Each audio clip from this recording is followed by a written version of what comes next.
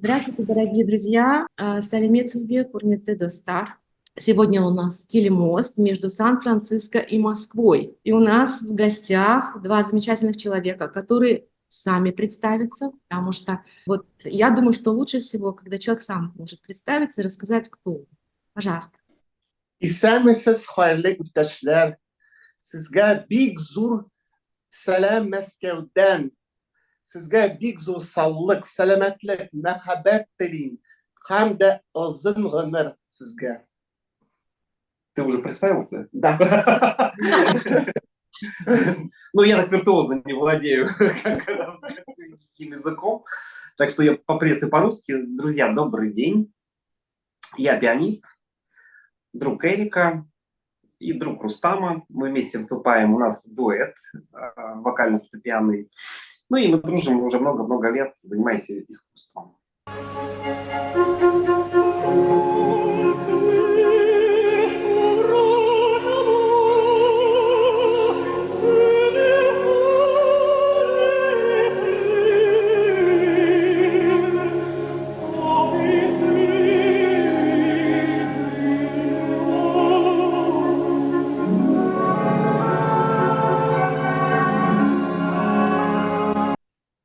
Вчера, кстати, у нас был концерт. Да, вот, Чайковский был. Пели Чайковского романсы. Вот, и фортепианная музыка звучала. Мы вообще очень любим с Сашей камерную музыку, которая у нас, к сожалению, в Москве очень-очень редко звучит. Вот. Эрик Курмангалиев очень тоже любил камерную музыку, с удовольствием ее тоже пел. Меня зовут Рустам Еваев, я контртенор, друг Эрика Курмангалиева. Всех приветствую. И сподвижник. Сподвижник. Да. И мы тоже продолжатели, можно так сказать, дела и творчества Эрика Курмангалиева. И хранители. Хранители его памяти. Мы предлагаем вам мастер-классы Энн Соурен, тот самый русскоязычный преподаватель по вокалу, перевод реакций которого есть у нас на канале. Вы прекрасно помните, как она делала реакции на песни Димаша Кудайбергена. Димаш для меня это загадка, он просто нереальный. Нам очень повезло, друзья, что мы живем во времена Димаша. Кроме того, мы предлагаем вам учиться в одной из языковых школ Сан-Франциско. Днем посещать языковые школы, а вечером посещать вокал.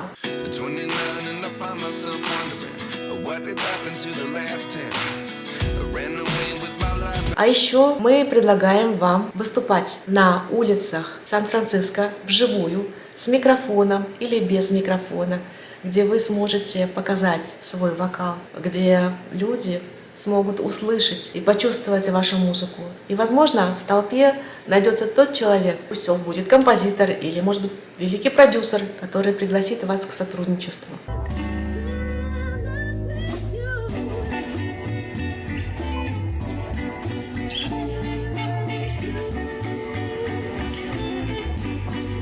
Итак, приезжайте, пойте, учитесь и посещайте с нами прекрасные места Сан-Франциско и Лос-Анджелеса. И вы почувствуете ту самую атмосферу, которую чувствовал Димаш, когда приезжал в Америку на стажировку по вокалу. Что для этого нужно? Возраст от 17 до 70. Абсолютно не нужна ваша визовая история. А еще нужно просто ваше прекрасное настроение, оптимизм, и мотивация все менять в вашей жизни к лучшему. Меняться самим и менять жизнь лучшему ваших окружающих. Все подробности в описании под видео.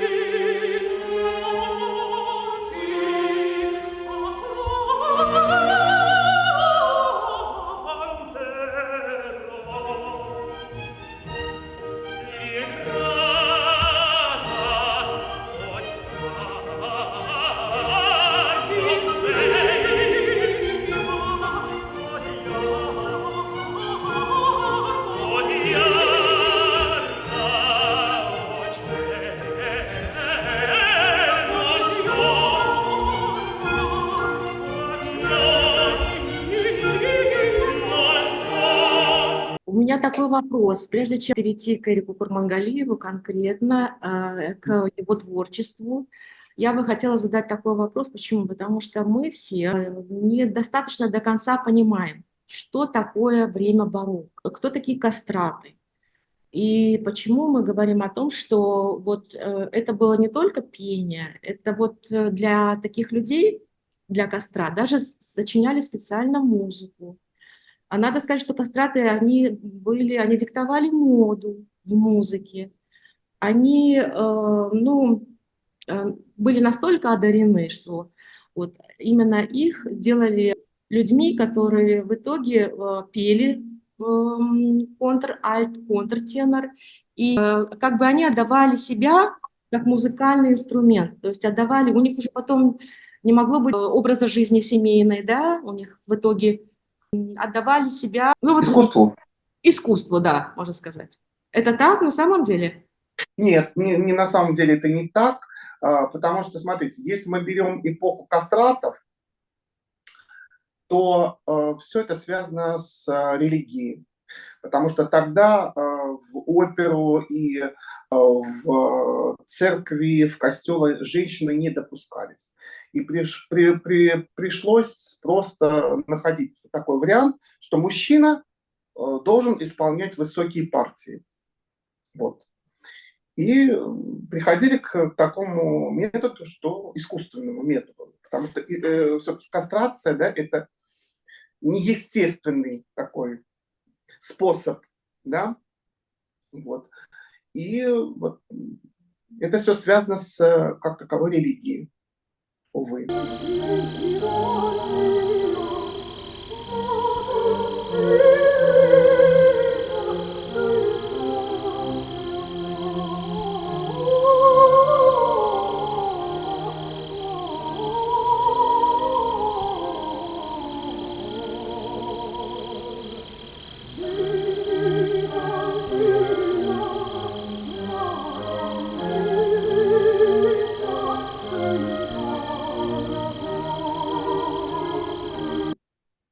Но я, наверное, все-таки буду права, что это было какое-то издевательство над человеческим организмом.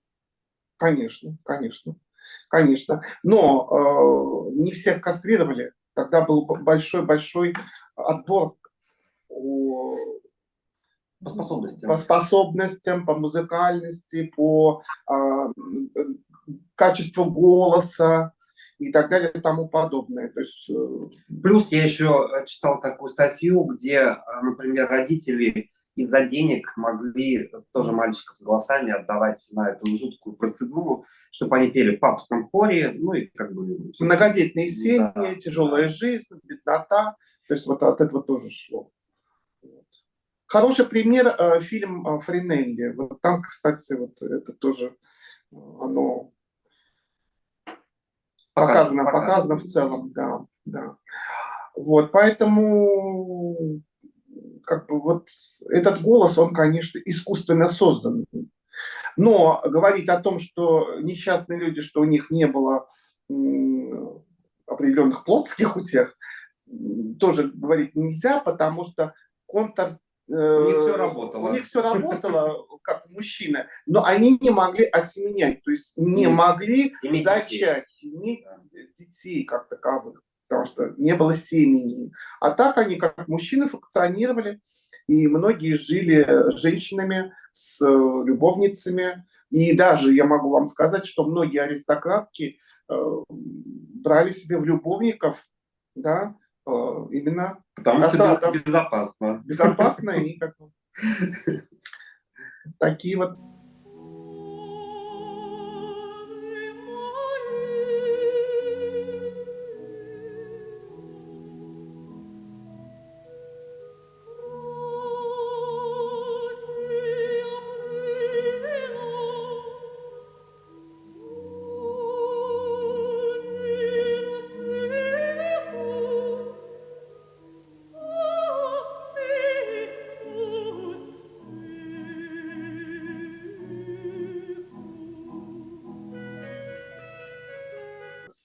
Но это был тот времени, это было 300 лет тому назад. А сейчас Да. такое дарование природы. Расскажите, пожалуйста. А сейчас у нас, ну, все началось с 20 века, возрождение такой музыки духовной, потому что стояли такие прекрасные контртенора, как Лен, как Боуман, как Жирусский. А кто у нас в стране был до Эрика еще? В советское Аргашев. время? У нас был первый контртенор Аргашев. Да. И я был знаком с его женой, с его творчеством. То есть он считается первым контртенором, как не Эрик Курмангалиев, а Аргашев. Он тогда возглавлял коллегию старинной музыки. Он пел музыку Возрождения, барокко. Вот. Но у него был такой типичный фальцет. Такой объемный, типичный такой фальцетик, небольшим голосочком, позволяющий петь определенный репертуар, не как Эрик Курмангалиев, который мог себе позволить возрождение барокко, и классицизм, и романтизм, и 20 век, и 21 век, и так далее. Да? Потому что у него не контртенор, еще раз подчеркну, у него альт. Альт с хорошим плотным голосом, на хорошем поставленном дыхании. С обертонами. С обертонами. Потому что контртенор, ну что, он имеет полетность, он имеет какую-то вот звуковысотность, да, но вот таких красок, тембральных красок, которые имел Эрик Курмангалиев, это большая редкость, да. И в контртеноре есть что-то такое, знаете, какое-то искусственное. Вот оно есть, со мной присутствует.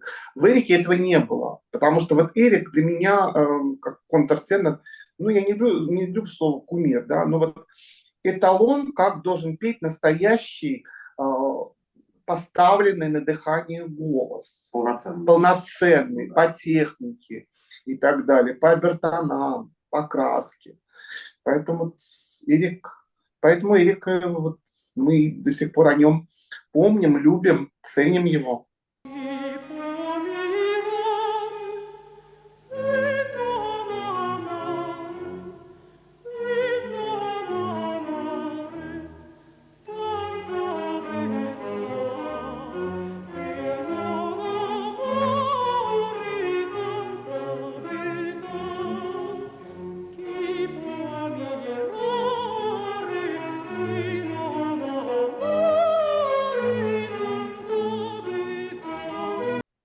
Но у вас же контртенор, да, Рустам, а у Эрика Курмангалиева был контр-альт. Это так? Ну, отлично. Контртенора от контр-альта. Это довольно условное понятие на самом деле, да. Это просто вот... Это условно. Конечно. Да. И просто есть альтового, ну, тембра, есть сопранового, чуть повыше, да, вот ребята поют. Есть поплотнее тембр. Вот у меня, допустим, более плотный, чем у Эрика. У Эрика был более высокий, легкий и так далее. Да, у меня более поплотнее. Это все, понимаете, от нашего организма в целом зависит. Понимаете, не существует певца с одинаковыми голосами. Вот Бог вот так создает. Одного так, одного другого так.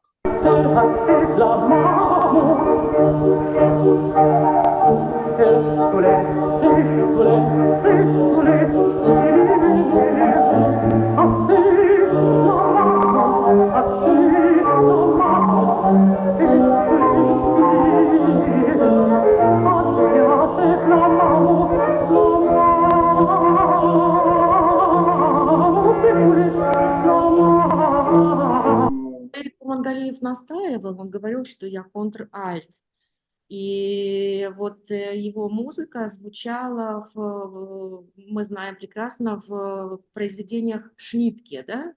Я буквально только что послушала, вот перед тем, как встретилась с вами, эта музыка достаточно, мне она показалась достаточно такой, красивая музыка, но когда я прочитала о ней более конкретно, что в какой-то мере философской, что она носила какую-то концепцию философии.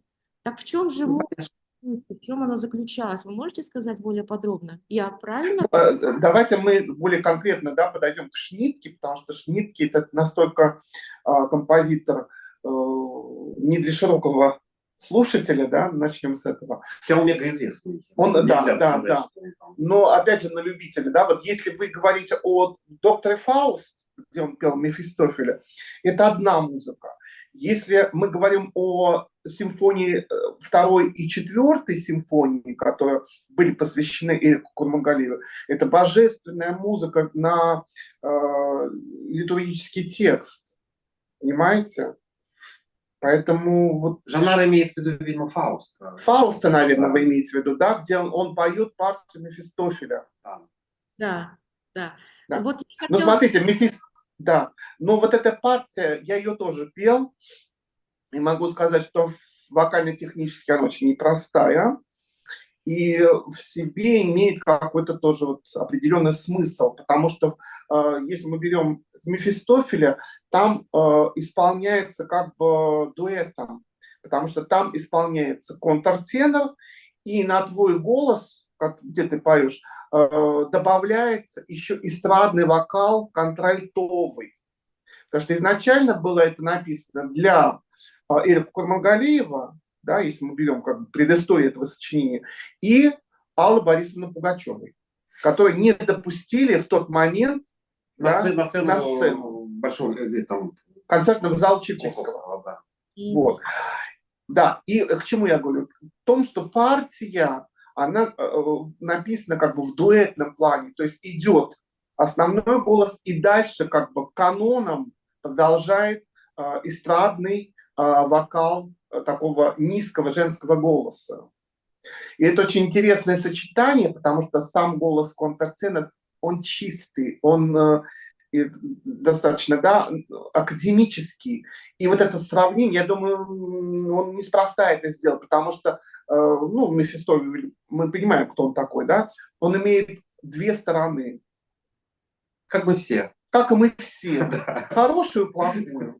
Поэтому вот здесь философия, она и заключается противопоставление двух совершенно разных голосов. Мужского вокала контртенора и женского вокала контральта.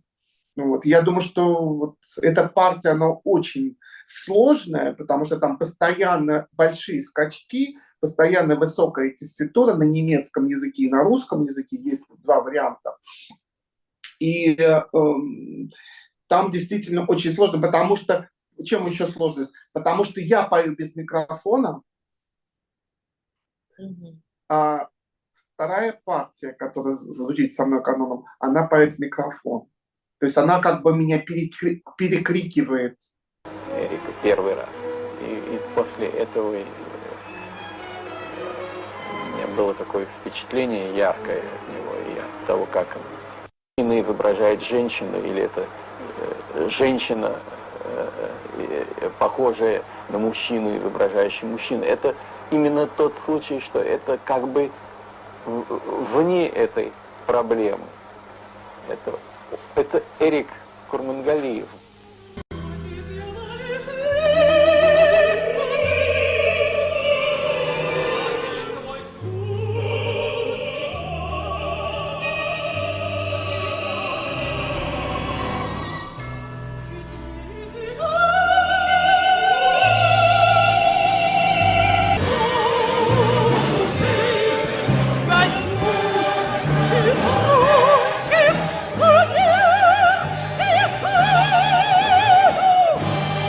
Рассказать, как произошла встреча? По-разному. Я не помню точно. Вот у меня, вы знаете, первая моя встреча, вот я... с Эриком вы имеете в виду, да? Да. С Эриком вот у меня...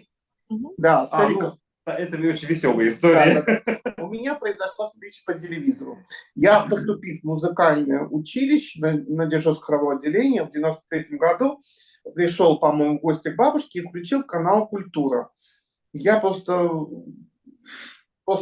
у меня было оцепенение. Я когда услышал прекрасную музыку Глюка, Орфея Эвридика, Эрик пел Орфея. Это был вообще звездный состав, пел Эрик Курмангалиев, Яна Иванилова Эвридику, Олег Рябец пел сопранист Амура. По-моему, Сандецкий был дирижером. У меня вот такая программка, кстати, есть из этого спектакля как раз. Замечательно. Да, там даже билетик сохранился. 93-й год?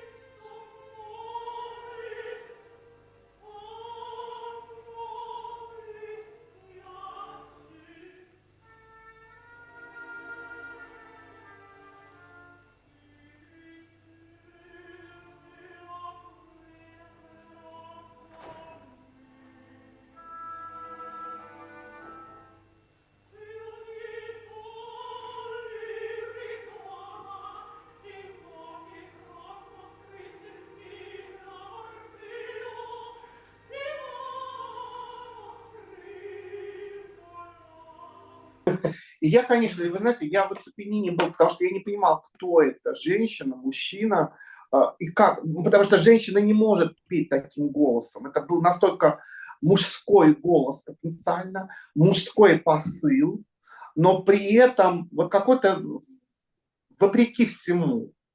И вот это первое мое знакомство с ним было по данной записи. И потом через 10 лет, это вот как, да, мы с ним встретились на одном проекте, который делал Владимир Решетов в Риге, Фаринелли Фест. И мы там с ним вместе участвовали. Участвовал Олег Рябец, также участвовал еще какой-то зарубежный контртенор, Ирик Курмангалиев, Араксия Давтян. И получилось так, что мы были в Домском соборе, мне нужно было пройти с органистом, и я прошел там арию, по-моему, из Магнификата, я пел альтово, и мне кто-то из моих коллег сделал какое-то такое замечание, что типа вот не стильно, не так, не это. На что Эрик, услышав это, он просто-напросто послал этого человека очень-очень далеко. В известном направлении. Да. И сидя, он прослушал всю мою программу, он сказал, молодец. И вот для меня это было, я не знаю, что вот, похвала, наверное, до сих пор я это помню. И потом, через какое-то время, мы уже участвовали в проектах с ним вместе. И через какое-то время мы с ним подружились и стали хорошими друзьями. Мы творцы. Мы должны свою энергетику отдавать людям, иначе она никому не нужна. А не будет тех людей, которые тебя любят, которые тебя слушают, тогда это не нужно, хоть какой у тебя будет голос.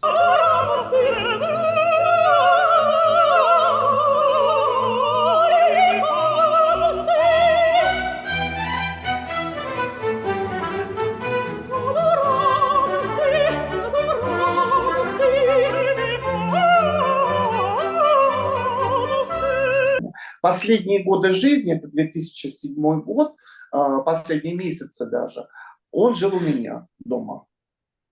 Он жил у меня 3 месяца летом, и потом он уехал на Дон. И в сентябре он вернулся, и я ему звонил несколько раз, и он не брал трубку. Потом я дозвонился, он взял, говорит, Рустам, я плохо себя чувствую, и так далее. Так что, ну это я вам в очень таком в престо говорю, да, чтобы не тратить время и так далее. Эрик Курмангалиев вот для меня останется контртенором номер 1. Вот.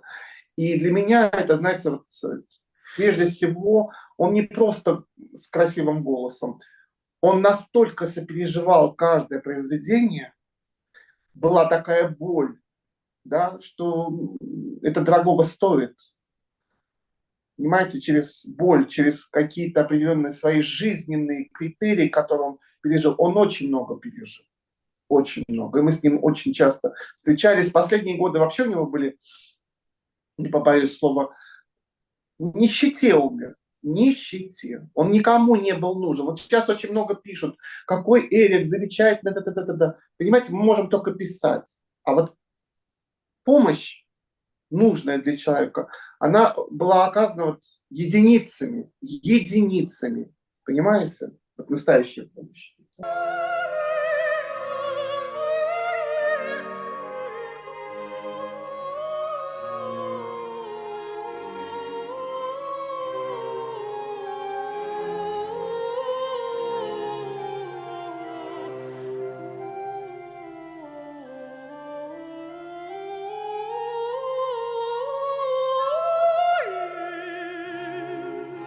А почему он умер в нищете? Я слышала, что он набрал какие-то кредиты, он хотел организовать какой-то проект, программу музыкальную. Он организовал. Он организовал. Но это был 2005 год, и он меня приглашал, я не смог, у меня тоже параллельно был концерт. Он сделал безумно дорогой проект, но нужный проект. Танкред, да, Россини Танкред. Он купил партитуру, он купил, понимаете, подробнее. Подробнее расскажите, пожалуйста, что подробнее. Я к нему тогда приезжал, потому что 2005 год был. Он говорит: Рустам, я взял кредиты. На что ты взял кредиты? Он говорит: я взял кредиты на ноты. На какие ноты? Я тогда не понимал, потому что я сам никогда не покупал ноты, партитура, да, где полностью для симфонического оркестра, плюс еще отдельно покупаешь отдельно голоса. Это достаточно дорогое удовольствие. Плюс еще нужно организовать, договориться с залом. Это было концертный зал Чайковского, Нет, это было консерваториум. Вот, и певцы. Нужно было и певцам тоже заплатить. И все это с Эрикова кармана. Дирижерам, певцам, хору и так далее. Ну и плюс еще, я думаю, что аренда зала сама. Так что Эрик в этом плане, конечно, в хорошем понимании безумный человек, если ему что-то хочется сделать. Вот. Но для меня это безумие. Но оно безумие. Идея, что за программа была? Вот просто Объясняю, это было концертное исполнение редчайшей оперы Джоаккино Россини, опера «Танкред», где Эрик исполнял главную партию Танкреда. Ну, это было на самом деле не... То есть это предполагалось серию проектов сделать, редко исполняемые оперы. Был создан фонд. У меня где-то даже есть такой листочек отсюда. И он хотел реанимировать все редкие оперы Моцарта, белькантистов и из Танкреда. Он приезжал ко мне, мы с ним занимались, учили его партию. Тогда там потрясающий был состав, там Лариса Рудакова пела, просто блистательно абсолютно. И причем эту партитуру он покупал голоса для оркестра, не покупал. $1000 это стоило в аренду, 1000 евро, да. Потому что, такая политика издательств, они дают только в аренду голоса. А зал, реклама была не очень сделана, потому что он сам лично рекламой не занимался там какой-то человек этим. Она была не сделана. Не очень качественно, поэтому ползала. Я был на этом концерте, все на высоком уровне, конечно, прошло. Дирижировал, по-моему, Зива, если я не ошибаюсь, да. Поэтому он такой вот, в этом смысле, знаете, он хотел восстановить справедливость в смысле искусства, да, и поднять незаслуженно забытые музыкальные произведения. И это его прям вот такая фишка была. Он постоянно об этом думал и учил, и доставал ноты. Но это премьера была. В России никогда не ставил. До революции конкретно прошел, а потом не ставил. Не ставилась эта опера, потому что у нас что идет?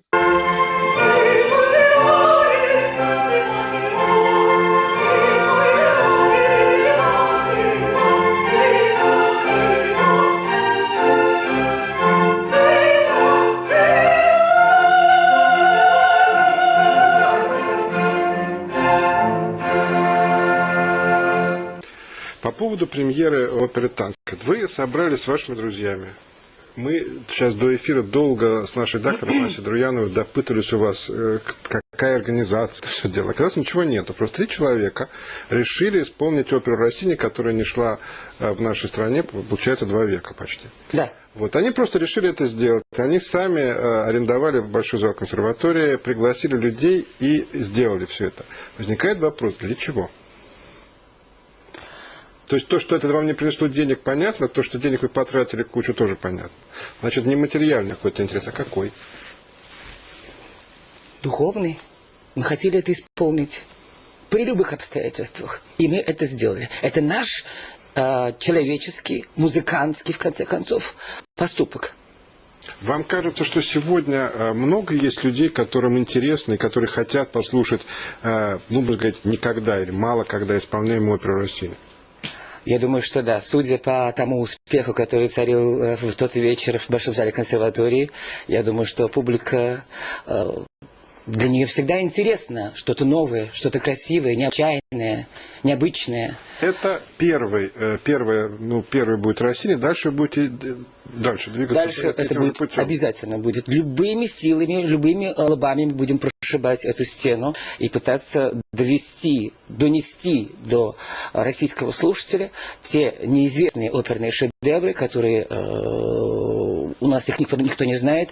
И это наша, если хотите, миссия. Мы, как артисты, должны это сделать. А из чего состоит стена? Вот стена, которая не дает обладателю уникального голоса, ну, так спокойно это исполнять. А стена это заключается в деньгах, которых у нас нет. То есть у вас нету спонсоров и нету людей. Пока нет. И театры оперные, которые есть, например, в Москве, они не поддерживают вашу идею? Нет, они не поддерживают, потому что у них какие-то другие цели, наверное. Нет, к сожалению, они просто, прямо скажем, они этой музыки просто не знают. Вы прям вот буквально бродяга. Вот не образно говоря, Да, буквально. Вы ходите на площадь, не на площадь, а в консерваторию, поете и говорите, помогите мне кто-нибудь. Кто помогает, хорошо, не помогает, вы дальше идете. Да, конечно, естественно. Что он умер в нищете, но он же достаточно зажиточный был человек, потому что столько Нет. он... Нет. Вы знаете, во-первых, он был человек принципиальным. И не на все он мог согласиться. Да? Вот и когда его пик популярности после Butterfly прошел, да, этот спектакль, он был, мега, конечно, знаменит. Но сам он этим заниматься дальше не хотел. Он хотел петь оперную, академическим, то есть оперной музыкой заниматься. Да, то, к чему у него действительно лежала душа. А почему так вот получалось, что не всегда его приглашали, я даже, честно говоря, не Ну, во-первых, понимаете, очень сложно мне самому, да, вот я могу вам сказать, что у меня 32 года, я уже пою на сцене и во многих сценах. У меня до сих пор нету менеджера, администратора, который бы мною занимался. Это важно. Понимаете, Да. у Эрика не было такого. Вот я вспоминаю, вот почему у него были концерты. Потому что были живы люди, которые организовывали концерты и приглашали. Это Рихтер, да? С Ниной Львовной. С Ниной Львовной Даля, которые ежегодно его приглашали на декабрьские вечера, где он принимал участие. Его приглашал Шнитке всегда и писал для него музыку. То есть и многие-многие музыканты, которые его поддерживали. Вот люди, которые ушли, великие музыканты, да, и остались какие-то вот такие, да, единицы. Все. А потом с Эриком, понимаете, у Эрика достаточно был такой жесткий характер. Вот это я буду петь, а вот это я не буду петь. Не все дирижеры, не все музыканты тоже соглашались с этим. А в музыкальном бизнесе так нельзя. Да. Обычно сейчас диктует менеджмент. Понимаете, да? Что петь там, Да. или играть первый концерт Чайковского бесконечно. Вот в Геликоне, например, да, Бертман, он был приглашенным солистом и исполнял Орловского Из «Летучая мышь». Вот, ежегодно он принимал участие. А так Большой театр его не брали, в другие театры его тоже не брали. Но у него были какие-то, по-моему, такие гастроли, в том числе и гастроли в Латвию, Домский в собор. Америку он ездил, он показал Америку. там Федоре Барбьери, которая просто обалдела от его голоса, и даже его там просили остаться, но он сказал, что нет. В Америке вы имеете в виду? Да. А почему не в нищете, опять же говорю, вот характер у него был вот отдать последнее. И вот приходишь, вот мы-то с Сашей видели, как он жил. Вот, стоит пустой холодильник, выключенный, стоит радио, бесконечно от зари до зари радио Орфей играет, стоит тахта и рояль. Все, больше никаких. И портрет Бетховена. И больше никаких. И вот даже последние годы я покупал продукты, и Сашка давал деньги, потому что деньги ему было бесполезно давать. Я мне дал. Да, я ему дал пару раз, и к сожалению, украли его несколько раз, и поэтому говорю, так, деньги давать не буду, просто буду приезжать, покупать продукты. Вот. Официально он нигде не работал. Вот. Ни один театр его официально не брал, но только по приглашению. Вот последние годы я еще договорился, по-моему, в Воронеже сделал ему концерт сольный, но он отказался, потому что он уже был очень сильно болен. Это 2007 год, уже не в форме был. Вот, поэтому, вот как бы мы ни говорили, вот Эрик, а умер человек в нищете, никому не нужный. Вот это самое ужасное, понимаете? Мы можем восторгаться, мы можем говорить, какой он талантливый, прекрасный, а божество прекрасных певцов, прекрасных, даже не певцов, да, и актеров сколько, вот понимаете, мы не ценим таланты, не ценим. к сожалению, не ценим и не будем ценить. Это наш характер такой. Вы там сказали, что такого голоса, как у меня, нету ни у кого в мире. Абсолютно. Вот как это может быть? Ну, есть. Вот контртенора, сейчас очень много контртеноров, сейчас какое-то прям засилие, мода на контртеноров. Они поют, но они не могут никогда спеть вот те вещи, которые могу позволить себе спеть я. То есть вы обладатель уникального в мире голоса? Ну, другого второго примера я не знаю. Вы миллионер, обладатель 10 вилл, 25 мерседесов и так далее, да? Тогда, но тогда должно быть так? Нет, я абсолютно нищий, как все, как это может как быть? все почему? артисты. И все почему обладатель уникального, единственного в мире, ну хорошо, может мы кого-то не знаем, ну предположим, вас даже двое, ну даже трое, хотя на самом, может быть, вы один. Почему вы не миллионер, почему у вас нет яхты? А я не знаю, Андрей, наверное, это у меня психология моя, бродяги. Меня не интересует виллы, меня не интересует меркантильные вопросы. Вас приглашают в Метрополитен оперы, Ласкалы? Метрополитен пока нет. А почему? И в Ласкала тоже нет. Потому что если бы они знали, они, конечно, меня пригласили бы. И все остальные просто померкнули бы, наверное. А почему они вас не... А почему они не знают? А просто, я уж не знаю, но это нужно... Этого нужно добиваться. Это нужно пробивать, это нужно все время суетиться, все время засвечиваться, как у нас принято говорить, понимаете? Я человек совершенно в этом отношении самодостаточный. И для меня играют в моей жизни и в отношении к ней, к музыке совершенно другие вещи. Я, слава богу, воспитан на артистке Советского Союза, профессором консерватории Московской Ниной Львовной Дорляк и выдающимся пианистом 20 века Святославом Теофиловичем Виктором, у которых совершенно другая позиция по отношению к музыке, по отношению к обществу. Вообще считаю, что музыканты должны быть бродягами, им должны подавать, их должны приглашать, они не должны иметь ничего другого, кроме как своего инструмента и высокого отношения к музыке и к тому делу, которое они пытаются донести до слушателей. Бедный конь улепал, я бегом добежал, вот и царский двор. Здесь царица и царь, поспеши, государь, близко не други. Но кругом все молчит, монастырь крепко спит, достучусь ли я?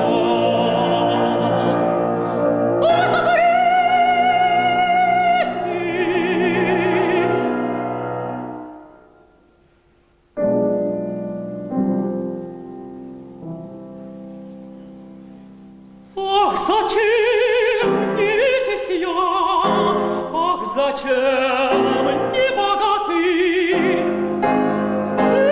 Выломал бы дверь я, железный я, чугунный я, добежал бы до палат, где войска царевы спят, закричал бы слуги царские: просыпайтесь, просыпайтесь!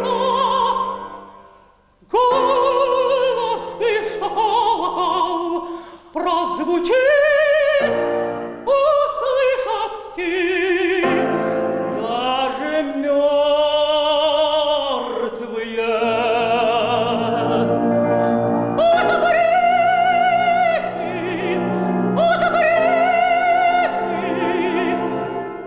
Александр, а как вы встретились впервые с Эриком Курмангалиевым? Расскажите, пожалуйста. Я когда учился еще в музыкальном училище, у меня был блистательный совершенно педагог по концертмейстерскому мастерству, Клара Максона, и она нам рассказывала про типы голосов, какие бывают голоса. 4 голоса, значит, обозначила. Говорит, но есть еще такой голос контртенор, это я слово вообще первый раз тогда услышал. И говорит, что вот есть такой Эрик Курмангалиев. Именно от нее я услышал это имя. Она мне, конечно, ни о чем не сказала. Это был, знаете, наверное, 86-й год или 87-й где-то. Потом я поехал после училища поступать в Алматинскую консерваторию. Я не поступил, мне там баллов не хватило. Я сидел внизу, там такие скамеечки были, шли два каких-то педагога таких стареньких, говорят, посмотри, говорит, мальчик сидит, чем-то на Эрика похож. Интересно. Опять Эрик. А потом я не поступил в Алмату и приехал в Москву поступать уже. Где я в итоге поступил, но не сразу, конечно. Ну, дело не в этом. Здесь у меня новые друзья как раз были из творческой интеллигенции, которые знали как раз на Эрика. И мы были однажды в одном доме большом. Такая вечеринка была. А тогда еще не было мобильных телефонов. Это было очень давно. И Эрик позвонил по городскому телефону хозяину квартиры, наш общий друг будущий. И все говорят, Эрик идет. И все такие, что-то такая была прям, шухер такой был. И через какое-то время ногой открывается дверь, заходит Эрик, весь такой, ну, прям с пафосом, да, свита, да, такая с ним. И мы познакомились именно так. Потом мы сдружились и уже творчески с ним стали общаться. Я ему аккомпанировал, но не очень часто, потому что у него был свой концертмейстер многолетний, Кириллова, кстати, да, вот. Да. А дружить мы стали, ну, и иногда выступать уже потом, собственно, до конца его дней. Ну, он приходил к тебе репетировать, готовить партии. Да, все эти партии он ко мне прибегал, там, либо где я работал, либо домой сюда, вот, за этим инструментом как раз мы с ним репетировали. А что вам дает такой оптимизм? Воспитание, характер, такое спокойствие? Ну, наверное, прежде всего, мне кажется, мировоззрение кочевника. А у вас мировоззрение Знаете, кочевника? конечно, когда вы сидите в жару, в паленое вообще солнце палит, никого нет кругом одна голая степь, и никого нету. И как только там появляется какая-то точка вдали, ты начинаешь уже трепетать весь. Кто же это придет, надо встречать его и так далее. Или зимой, опять же таки, голая степь, все в снегу, буран, и ты сидишь, холод собачий, вот, некуда деваться. И любое появление любого человека для тебя просто радость общения. Вот, понимаете, вот это что-то новое. В своей жизни что-то происходит. И в этом отношении, мне кажется, вот эта вот философия... Это философия. Бывают злые, эгоистичные люди? Конечно, бывает. Как вы рассказываете, это какой-то... Каждый Конечно, человек как правило. Бывает, но их намного меньше. Их очень мало, на самом деле. И это до сих пор все, вот сейчас вот до сих пор существует, да. И вот этот вот менталитет никуда не делся. Абсолютно совершенно. Абсолютно. Поезжайте в Казахстан, посидите месяц хотя бы, когда никого нет. А вы себе это позволяете? Я читал в ваших интервью. Да, конечно. Это для меня единственное, вот это, знаете, успокоение какое-то, общение с небом, с землей, вот с солнцем, вообще с природой. Сидите, вот вы замечательно описали, как человек сидит, никого нету. Да. Вы о чем думаете? В этот момент, когда вы сидите... О том, что вот сейчас пролетел жаворонок. Интересно, что он там такое напел? Или лягушка там, жаба там, или пробежал барсук. И ты думаешь, интересно, о чем же они там общаются? А ты видишь, голая степь, они между собой общаются, между прочим. И ты думаешь, боже мой, о чем же они там говорят друг с другом? Однозначно. Я не знаю, может быть, у меня психика какая-то особая, я уж не знаю. Понимаете? Фантазии какие-то особые. Но это вот именно так. Вот такое вот отношение к жизни, к природе, вот так вот она там вот производится.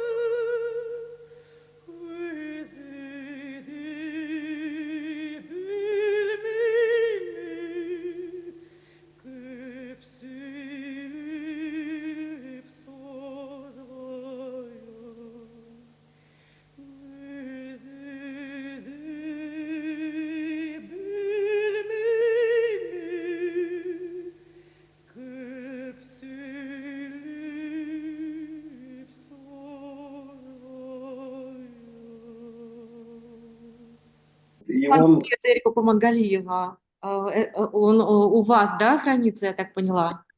Просто так получилось, что когда я люблю другие виды искусства, вот, очень, ну, вы видите, у меня там столько увешано, и поэтому когда Эрик умер, я все думал, помимо того, что мы каждый год даем концерты памяти Эрика вот с Рустамом, мы не делали только один раз за это время, это был ковид, просто мы не могли собираться. Пандемия. Вот. Но мне этого было мало, я человек тоже не успокоен в этом смысле. У меня есть близкая подруга Ира Леонова, прекрасная художница. Я говорю: Ир, напиши, пожалуйста, портрет Эрика. Вот прям нужен какой-то увековечение в этом смысле, да. Вот. И мы с ней выбирали фотографии, отобрали ту, которую я хотел бы, чтобы она имела в виду. И вот сделали вот такой портрет. Это как раз Масло, да? 17-й год, наверное. Мгм. 19-й. Да, очень хороший портрет. А скажите, пожалуйста, что за вечера вы проводите? Вот мне и Платон мне рассказывал тоже. Ну, смотрите, мы каждый год, начиная с прям года смерти Эрика, ну, то есть он умер в ноябре, мы нас со следующего года начали делать, и мы просто в любом формате, как он получается, мы всегда делаем в ноябре вечер памяти, концерт памяти Курмангалиева. Мы поем, ну, то, что мы поем. Ну, мы поем из репертуара Эрика, мы поем и близкую к репертуару Эрику. Мы стараемся как бы вот его творчество в этом смысле немножко тоже развивать, как он любил редкие произведения, да, сочинения авторов. И мы стараемся тоже этот пласт поднимать. Помимо того, что и Рустам любит доставать что-то такое неизведанное, я тоже люблю исследовательской работой заниматься. И тут еще мы с Эриком совпадаем, поэтому мы его линию стараемся как бы протянуть, да, в смысле творчества. Большой вечер был, когда была годовщина год смерти Эрика. Мы делали, там все участвовали, кто с ним был знаком, много артистов, и Лариса Рудакова, и Олег Рябец, и Худяков, много-много артистов. Мы хотели делать в одном месте. Это 10 лет тому назад, 2017 год. Эти 10 лет был год смерти Эрика. 10 лет. И я обратился к Бертману с просьбой тоже поучаствовать в нашем мероприятии, но он предложил другой вариант. Он поучаствует, но только у него в театре в Геликоне. Поэтому таким образом получили потрясающую площадку, где Эрик пел. Очень хорошо провели тогда. Есть записи, по-моему, в YouTube кто-то выкладывал, да. А потом на этом вечере была Мира Досова, такая девушка, она с нами познакомилась, она из Казахстана. И ей очень захотелось сделать в Казахстане, конечно, вечер памяти Эрика. Она огромную работу провела по поиску денег, это все очень дорого, артистов привезти. Организация большая. Да, житье, еда. Вот. И она организовала в Астане, мы в театре Астаны пели с ребятами, там все участвовали, артисты. ВТР у нас возили. Мы открыли доску памяти на том доме, где он жил. Я вам высылал фотографию. Да, я вот сам лично открывал с администрации. Там был губернатор этой области, забыл его фамилию, к сожалению. Он очень-очень много тоже сделал для того, чтобы нас достойно встретить. И, кстати, там концерт в ВТРАУ был какой-то вот более интересный, там, где, собственно, он родился. Да, Наши телезрители могут участвовать вот в этом концерте? Вы можете дать какие-то данные, чтобы мы тоже могли приглашать? Потому что очень большое количество российского телезрителя хотели бы поучаствовать в вашем вечере. Можно это будет организовать, да, чтобы наши телезрители тоже пришли? Или у вас зал определенное количество? Жанна, вы имеете в виду поучаствовать, в смысле, какую-то трансляцию сделать? Нет, я имею в виду и трансляцию, конечно. Я думаю, с вами теперь постоянно будем сотрудничать, это само собой разумеется. Я имею в виду, вы можете пригласить определенное количество людей? У нас наверняка есть люди, которые захотят к вам прийти на вечер. Да, конечно, естественно, да. Потому что мы в ближайший ноябрь будем точно что-то делать с Рустамом.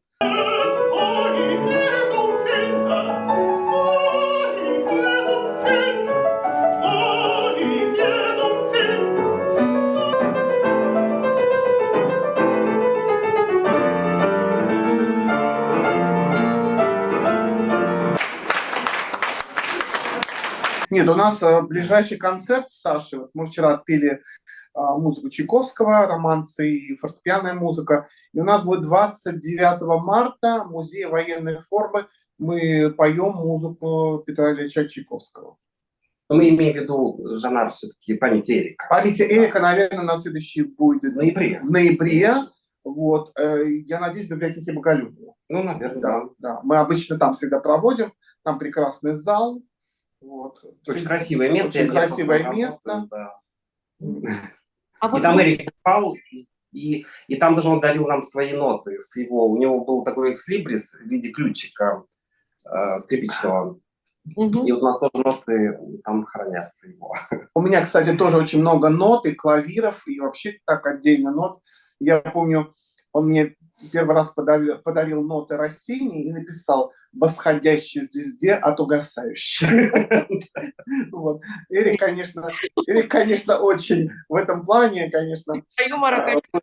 с юмором. Вот я говорю, для меня Эрик останется ребенком. Вот ребенком. Он и был и капризный, и нежный, и разный. И невыносимый. И невыносимый Часто, бывает, да. да. Он, допустим, мог мне позвонить в 3 часа ночи, вот, и пригласить, пойдем выпьем 3 часа ночи, а мне на работу там вставать в 7 часов, понимаете? Да, было очень много, тоже, помнишь, как опять кто-то этих пригласил, помнишь? Была такая история, очень смешная с ним. Эрик, знаете, чем отличался? Он просто был такой лакмус на человеческие качества. Он прекрасно знал, как себя вести, с кем, потому что кто-то жалуется, например, что с Эриком было невозможно общаться. Ни мне, ни Рустаму его в этом уличить невозможно, потому что с нами он общался как-то очень хорошо. Ну, это не говорит о том, что мы такие все прям блистательные и прекрасные, но просто для него свои были понятия, да, в голове. И он как лакмус всегда чувствовал нехорошее в человеке что-то, да, негативное. И он прям сразу реагировал, он мог прям укусить буквально. Ну, он провоцировал даже этого человека на какие-то такие моменты. Ну, не то, что он провоцировал, прям провоцировал, но он всегда четко, у него как был такой компас, что такое хорошо, а что такое плохо. В нем это выражено было, ну, у меня, наверное, это единственный был друг и знакомый, у которого был этот компас, да, в голове, очевидный абсолютно.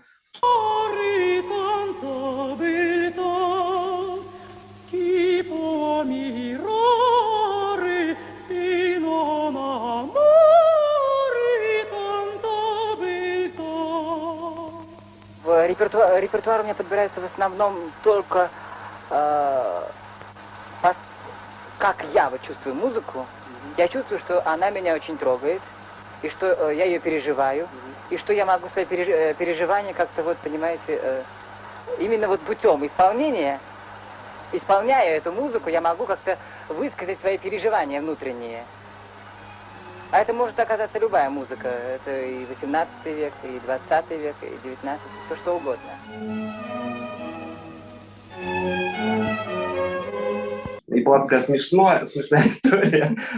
У нас наш общий друг устраивает на вечеринки. Частные вечеринки. И Эрик всегда там, ну, иногда чересчур выпивал, как бы там был пьяненький.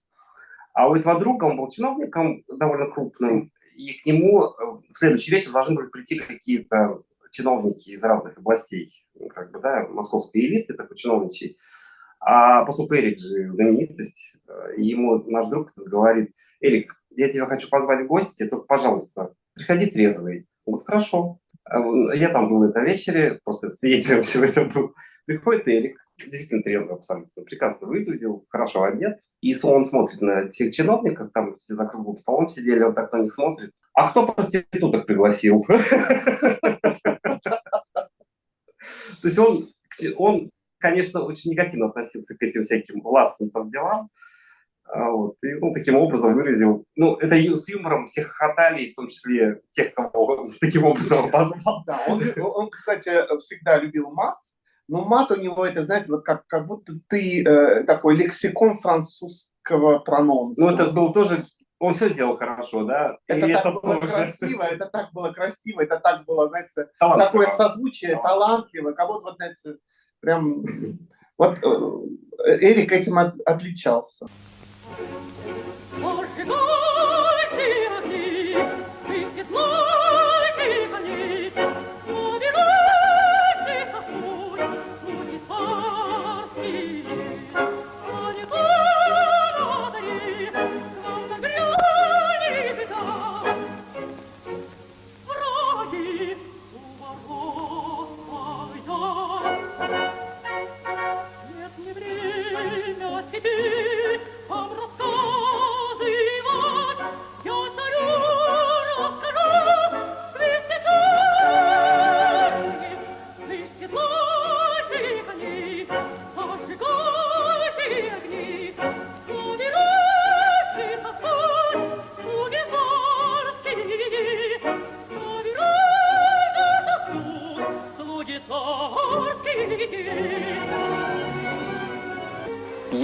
сняли фильм о Пушкине, и к нему писал музыку мой коллега Шандар Каллаш.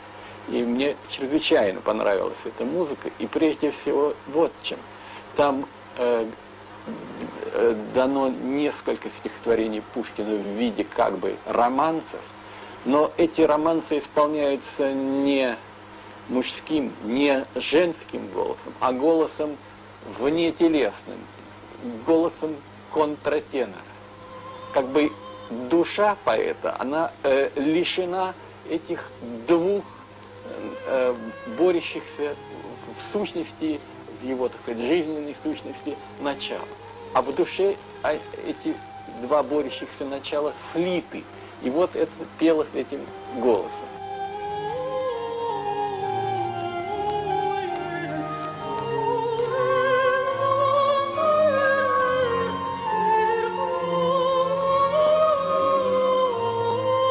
Знаете, вот вспоминается такой случай, когда он же хотел очень сильно попасть в Большой театр. Ну, знаете, он такие проблемные штуки, вот как бы он проходило, и все. Он не педалировал на этом. Он дальше шел. Отпускал и дальше шел. Конечно, да, и он, по-моему, даже прослушивался, и для него партия там прекрасная была в Руслане и Людмиле, да, все-таки.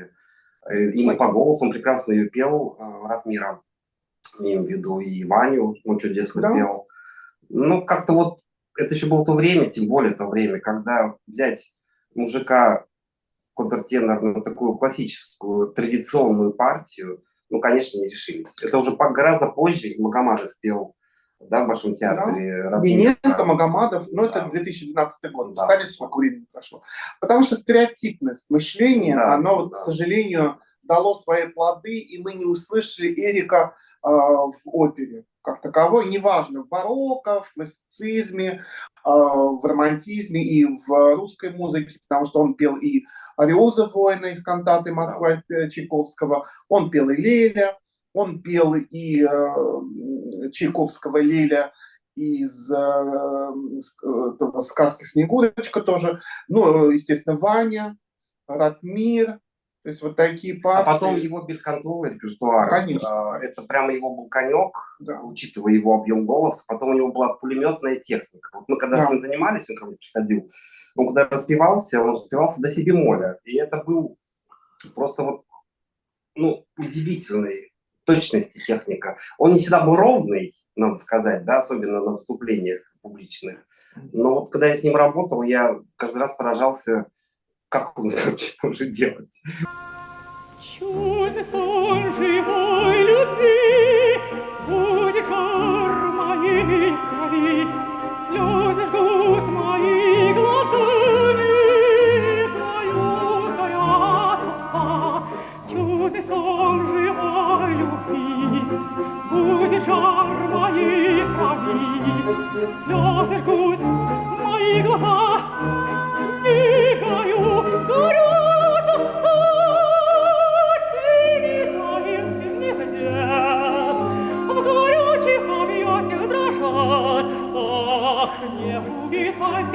Не покидайте ясного друга, жаркий, жаркий час любви.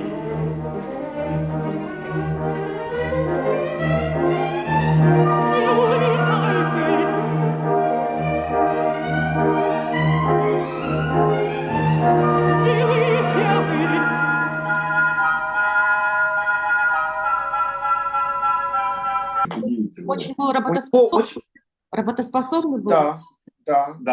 Если мы занимались, мы занимались полноценно. Он ответственный, работоспособный, да, в этом плане, да. Потом у него же, понимаете, что несмотря на то, что у него достаточно был голос на дыхании, я уже как вокалист говорю, да, плотный и альт, он, вот Саша правильно сказал, у него получалась прекрасно беглость. Понимаете, не у всех контртеноров есть хорошая беглость. А в музыке барокко, в классицизме, в романтизме очень важно, чтобы голос умел исполнять колоратуры.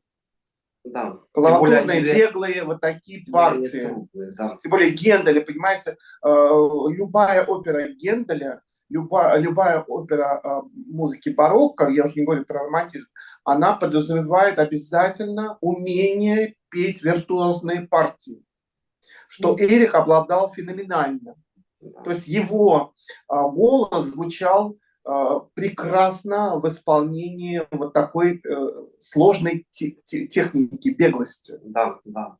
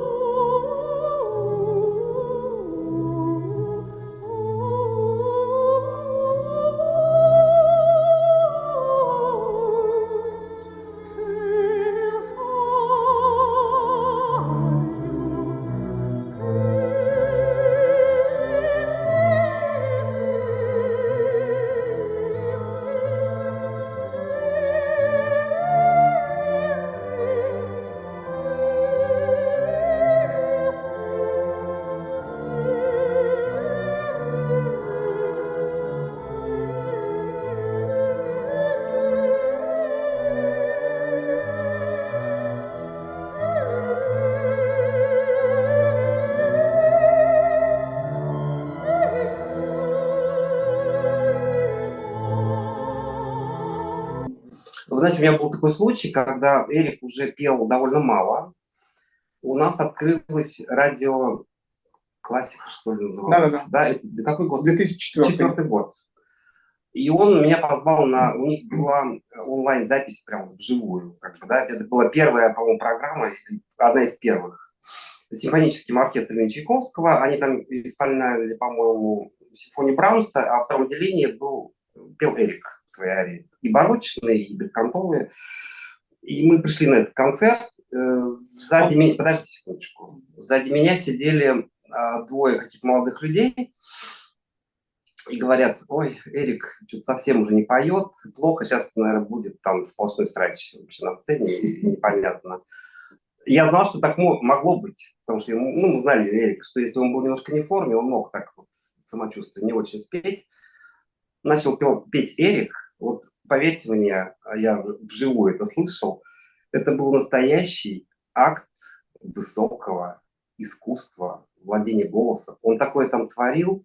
Он так пел Генделя, он так пел Россини, Танкреда, а потом Танкред еще повторяли на бис, и он вдруг зафигачил другую каденцию, оркестр к этому не был совершенно готов, он их поймал.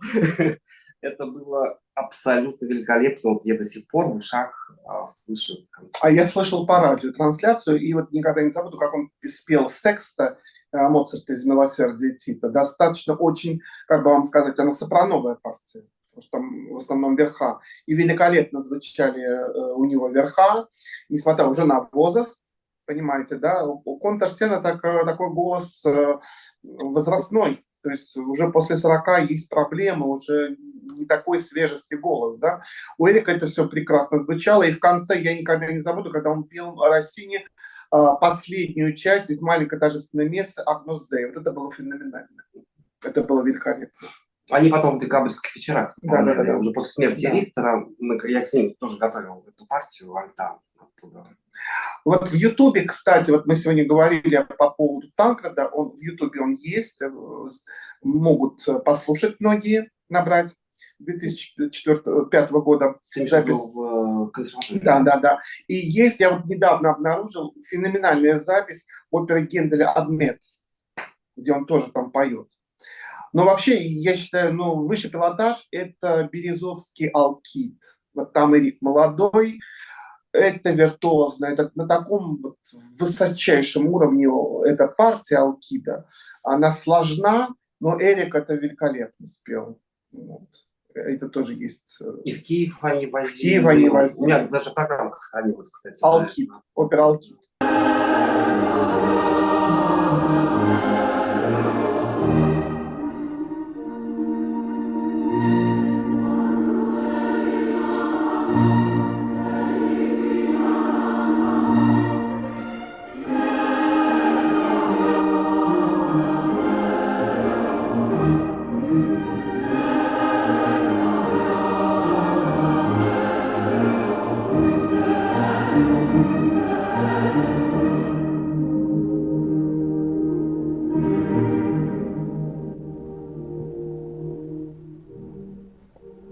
По-настоящему важным этапом в его деятельности является дружба на профессиональном уровне с Ниной Дорляк и Святославом Рихтером. Они же такие концерты организовывали. Вы не могли бы более подробно рассказать, что за концерты это были? Когда на заключительном концерте пел, все равно он имел самый большой успех. Потому что он покоряет тембром своего голоса, мощью своего голоса и своим проникновенным исполнением. Но он своенравный мальчик. Притом не все ему удается. Больше всего показывает и чувствует он классическую музыку, ораториальную, кантаты. Вот это ему ближе всего.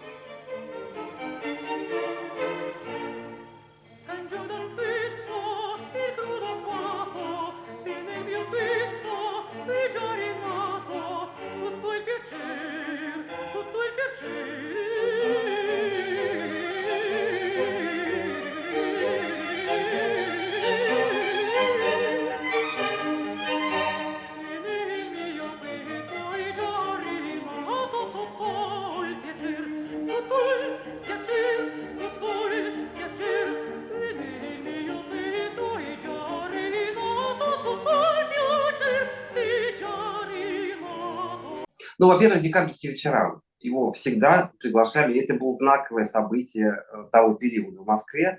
Потому что имя Рихтера, имя, конечно же, Дорляк. Да. Он Дорляк вообще боготворил. И Рихтера тоже. Но Дорляк особенно, потому что она его в аспирантуру взяла. Да, в контртенора первого, кто учился в Московской консерватории в аспирантуре. И с ним как раз Лариса Рудакова тогда училась и тоже вспоминала, как он там появился в классе у Нины Львовны Дорляк с этим шарфом. Весь такой романтичный, худенький, там длинный, у него каре такой был, у него жесткий. Наверное, сразу впечатлил людей, да? Своей подкасткой, своим голосом. И голосом, и поведением, да. Вот он был настолько яркий, его, знаете, вот он был настолько всегда заметный везде абсолютно, потому что он при этом, в нем какая-то была такая, как сказать получше, он себя не выпячивал никогда. Знаете, вот я однажды про Мадонну как-то читал статью, и там была такая фраза, что даже если Мадонна лежала бы в ванной, она все равно была бы звездой. Вот Эрик везде был звездой. Неважно, дома он сидел на своем топчанчике или на улице, в метро появлялся. Знаете, как в метро мы встречались? Если мы договаривались, он выходил, например, я его жду на другом краю платформы, он так свистел, на все метро. Я поворачивался, Эрик стоит.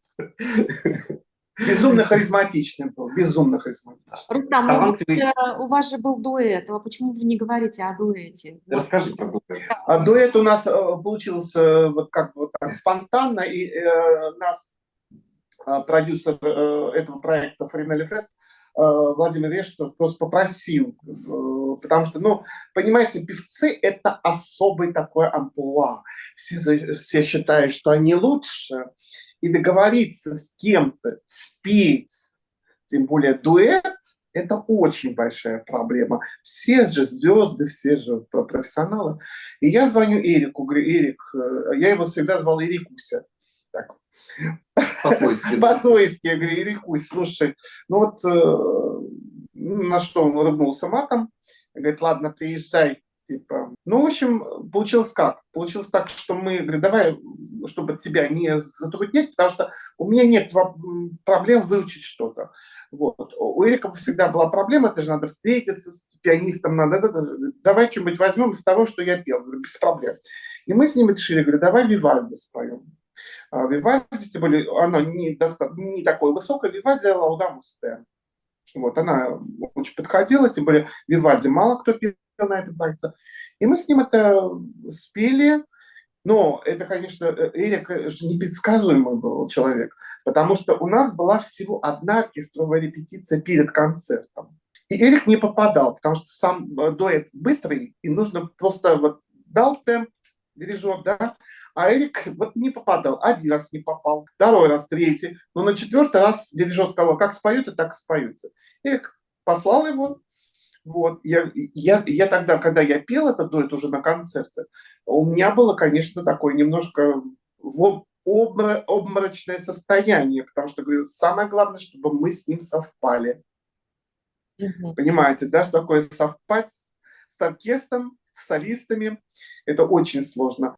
Но вот сейчас я это слушаю, вспоминаю и думаю, господи, вот это бесценная запись, я считаю, для меня бесценная работа с Эриком, потому что он ко всему относился очень просто.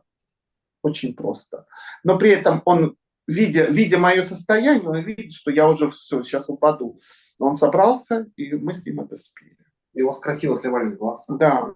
Есть запись. Да. Не в очень хорошей форме. Но когда ты в эту музыку вливаешься, когда ты ее доносишь, ты все забываешь. Потому что на самом деле психология человека, она настолько как бы справляется с этим. Музыка всегда, она выше всего. Это феномен, который никто никогда не может объяснить. Понимаете? Вот я не могу объяснить вам. Можно ли сказать, что Бог — это музыка? Да.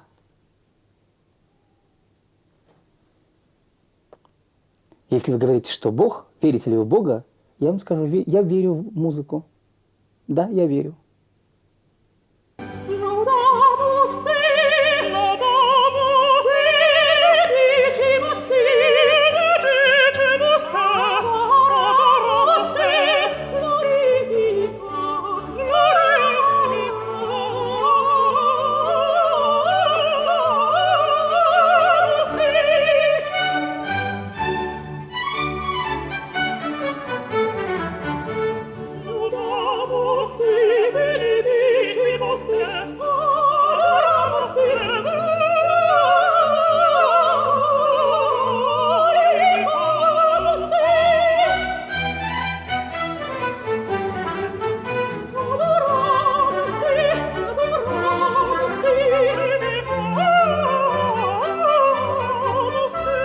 Очень сильно переживал, когда в Нидерландах не выиграл конкурс, а взял только лишь второе место. Вы сейчас говорите, что он такой эпатажный, что он всегда такой яркий. А вот как он справился эмоционально с тем, что он не выиграл этот конкурс? Он сильно переживал? Ужасно. Нет, во-первых, он выиграл этот конкурс, Нет, ему дали вторую. Ему дали вторую премию. Но, насколько я помню из рассказов Эрика Курмангалиева, я тогда с ним, ну так, под венцом, он мне рассказал, говорит, Рустам, получилось так, что, говорит, одна из жюри, просто она сказала, это не мужчина. Это женщина переодета в мужчину. Пусть он докажет, что он мужчина, разденется. На что Эрик ее очень хорошо послал. Ну, вы не понимаете, да, послать жюри. Вот. Поэтому как бы так. Но он очень сильно переживал, очень сильно переживал. Да, он почему-то уверен был, что ему Да, надо да, премию. да. Он готов был блестяще. И Да. его как раз готовила Дерляк. Дерляк его, да. Он очень сильно переживал. Но говорят, все равно он там произвел абсолютный фурор. Ну, конечно. Там было Так что вот был такой момент. А вот сейчас у вас на столе лежит открытка «Мадам Баттерфляй», да, я так поняла? Да, да. Вы не могли бы немножечко рассказать, что за открытка, и немножко расскажите, пожалуйста. Это Сашина открытка. Дело в том, что я только могу как бы догадываться. Он мне очень много рассказывал. Я говорю, скажи мне, пожалуйста, почему ты ушел с проекта? Вот. Какой проект? Баттерфляй. И он мне тогда тоже честно сказал, говорит, я ушел из-за несправедливости в отношении к актерам и в отношении ко мне лично. Я говорю, а в чем заключалась несправедливость? А потому что, говорит, к нам относились как к рабам. От нас требовали, нас мучили, бесконечные репетиции и так далее и тому подобное. И на нас зарабатывали очень большие деньги, потому что спектакль в финансовом плане, он, конечно, был очень прибыльный. Но зная Эрика, зная то, что он очень человек справедливый, и он не потерпит, чтобы унижали его, унижали рядом с ним артистов. Он, вот, понимаете, и из-за этого он ушел, на самом деле. Вот это честно. Он мне сам об этом рассказывал. И плюс он сам говорил, что все-таки драматический театр – это не его. Он хотел петь, я уже говорил об этом. Хотя он прекрасно сыграл свою роль. Блестяще там вся страна ломилась. Да, так. Ну, я думаю, что все-таки, да, вот он любил несправедливость. В характере Эрика всегда была правда, честность, справедливость. Вот как бы такими качествами он обладал до последнего момента. Да, он не терял это свойство никогда. Да.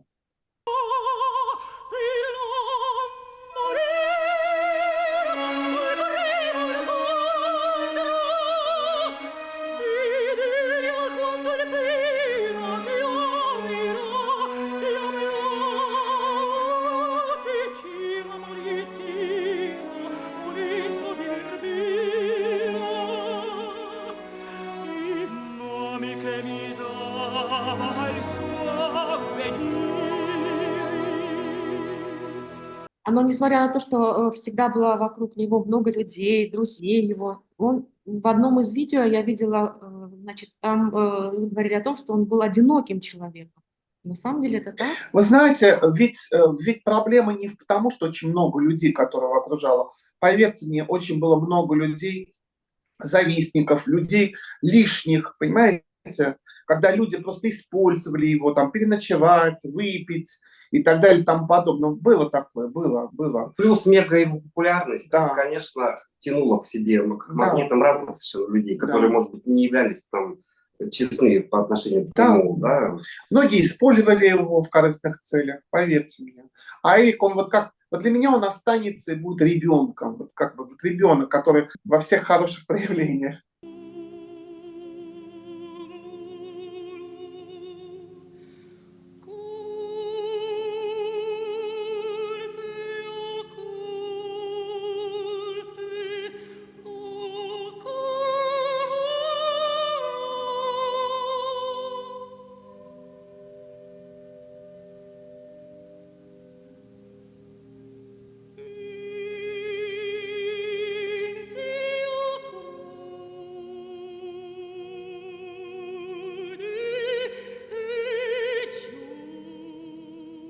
У него последний год был 2005 год, вот когда я вам высылал вот этот Фринелли Фест. Это последняя запись, где он поет Адмета, по-моему, да, Адмета поет. Да, Адмета он поет. Это его самая такая ария, безумно красивая, и он, конечно, это поет шикарно. Вот это последний год, когда он уже вкалывали что-то ему, я тогда не понимал. Он уже был болен очень сильно, вот, и так далее. И, конечно, он очень много пил между нами. У него же был проблема с печенью. Что вы хотите сказать, Александр? Нет, по поводу пьянства его, знаете, у него временами это было. Конечно, он мог напиваться там, до вот такого состояния, но он мог сидеть там с бокальчиком вина, то есть как-то, на самом деле, он не был таким алкоголиком в общепринятом смысле этого слова. Мне кажется, алкоголь даже где-то был лекарством от того, что он переживал. Переживаний.